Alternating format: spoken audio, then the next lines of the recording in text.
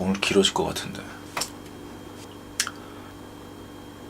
지금 약 1년간 대리운전하다 보니까 직업에 귀천이 없다고 말 못하겠어. 직업에 귀천은 있어. 그걸 언제 제대로 느꼈냐면 몇 달 전에 갑자기 엄마가 여자를 소개시켜준다네. 25살에 강남에 살고 여의도 증권회사에 일하고 예쁘고 참하고 참한 건 또 뭐야. 아무튼 뭐 이런 사족들을 붙여가면서 카톡을 보내셨더라고. 당연히 바로 거절했지. 근데 거절하면 그 이유가 있을 거 아니야. 나는 일단 소개는 절대 안 받아. 나름의 다 이유가 있어. 근데 그때 가장 먼저 든 생각이 뭐였냐면 대리나 뛰는 놈이 뭔 여자냐 이거였어. 그때 나도 나의 그런 모습에 좀 놀랐어. 대리나 뛰는 내 자신을 스스로 부끄럽게 여기고 있다는 사실에 나도 그때 좀 충격이었어. 나는 내 정체성을 예술가라 생각한다고. 진짜로. 그래서 대리운전하는 게 좀 부끄러울 만한 일이 아니었거든. 그리고 실제로도 떳떳했다고. 근데 막상 여자 소개받겠냐는 제안에 내가 거절을 한 첫 번째 이유가 바로 대리나 뛰는 놈이 뭔 여자냐 이거였다라는 거지. 근데 왜 그 몇 달 전 이야기를 지금 하냐면 어제 어떤 일이 있었는데 그거랑 좀 관련이 있거든. 어제 새벽 1시 반쯤에 어떤 손님 대리운전 해주는데 자기도 젊은 시절 힘들 때 대리운전도 하고 지금은 성공했다면서 이런저런 자기 자랑을 하더라고. 그러면서 대리운전 이거 너무 오래 하지 말라고, 오래 할 거면 차라리 택시를 하라고 이렇게 조언을 해주시는 거야. 그런 이야기를 듣는데 문득 이런 생각이 들더라고. 이제는 대리운전하는 걸 그때 마냥 부끄럽게 생각하지 않더라고. 내가 이게 왜 그런가 한번 곰곰이 생각해보니까 내가 그때 좀 슬럼프였나봐. 예술가로서의 정체성을 점점 그때 잃어가고 있었던 거지. 그래서 그때 내가 내 정체성을 놓쳐가지고 그때 그런 생각을 했었던 거였더라고. 그래서 나는 직업에 대한 귀천이 정체성이랑 관련이 깊은 것 같아. 예를 들어 이렇게 비교를 해보자고. 두 명의 사람이 있어. 두 명의 사람이 있는데 그 둘 다 20대에 음악하겠다고 깝치다가 그냥 뭔가 흐지부지 된 거야. 근데 그렇다고 때려친 것도 아니야. 근데 나이는 30 먹고 이제 돈은 벌어야 되는데 먹고 살아야 되니까. 근데 능력도 없고 기술도 없고 있는 건 고작 운전면허증. 그래서 결국 두 사람은 음악이랑 대리운전을 같이 하게 된 거야. 근데 둘 중에 한 명이 여자친구가 있었는데 어느 날 임신을 한 거지. 그러다 보니 음악은 자연스럽게 때려치고 더 열심히 밤새 대리 뛰면서 돈 버는 거야. 그 사람은. 그럼 이 친구의 정체성은 대리기사일까? 대리기사가 된 걸까? 아니거든.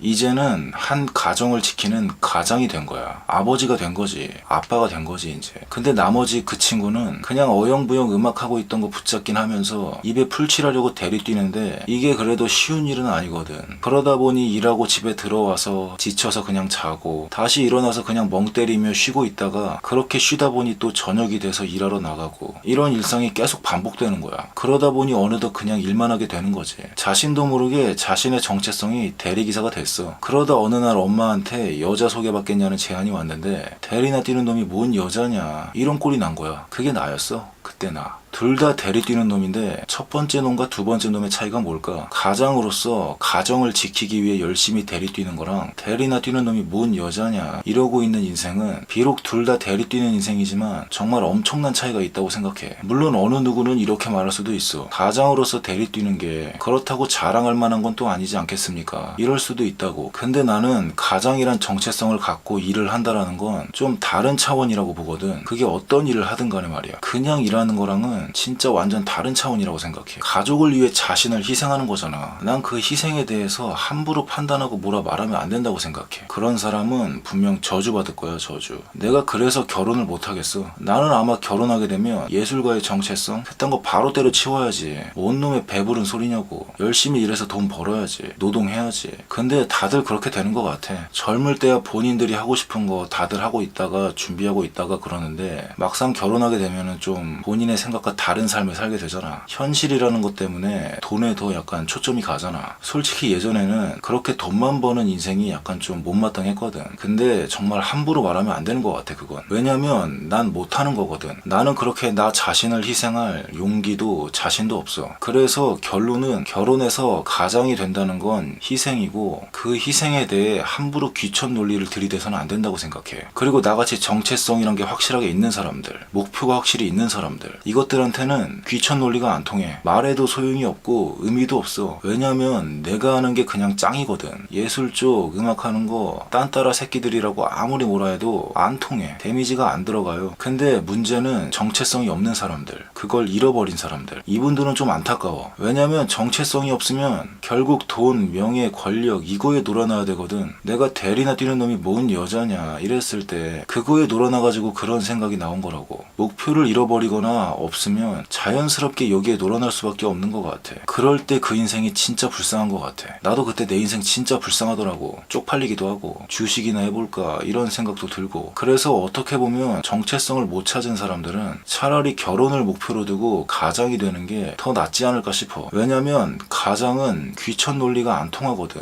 가장이란 타이틀에 귀천을 들이대서는 안 돼. 물론 나 같은 놈한테는 들이대도 상관이 없어. 왜냐면 통하지도 않고 데미지도 안 들어가고 나는 그냥 내가 하는 게 짱이거든. 남들이 뭐라 하든 내 할 바 아니거든. 근데 귀천 논리 안에 놀아나면 이거 완전 피라미드 같아. 다단계야 다단계. 아 근데 오늘 좀 길어졌네. 이거 주제 3개로 나눠서 3일치 분량으로 뽑을 수 있는 내용인데 한 번에 말해버렸어. 역시 나는 이래서 안 돼.